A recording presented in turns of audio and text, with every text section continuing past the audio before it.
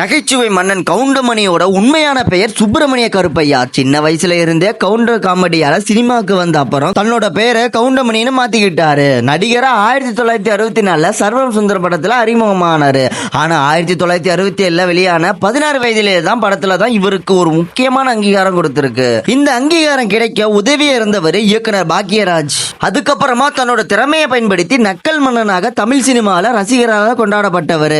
இவர் நடிகராக 5க்கும் மேல படத்தை நடிச்சிருக்காரு. கவுண்டமணிக்கு வளர்ச்சிக்கு மிக முக்கிய காரணமா இருந்தது அவங்களோட மனைவி சாந்தி.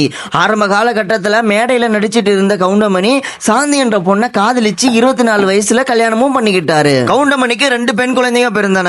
மனைவி கொடுத்த ஊக்கத்தால சென்னைக்கு வந்து கடுமையா உழைச்சி தமிழ் சினிமாவில் தனக்குன்னு ஒரு அங்கீகாரத்தை பிடிச்சிருக்காரு.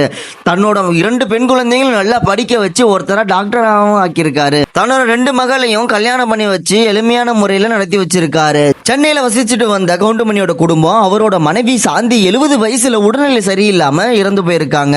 50 வருஷம் ஆண்டுகால காதல் வாழ்க்கை தன்னை ஊக்கப்படுத்தின மனைவி இறந்து போனதை ரொம்பவும் மனசுடைஞ்சி ரொம்பவும் அழுது இருக்காரு கவுண்டமணி. நம்மளை சிரிக்க வச்சு அழகு பார்த்த கவுண்டமணியோட நிஜ வாழ்க்கை கொஞ்சம் கசப்பாக தான் இருக்கு.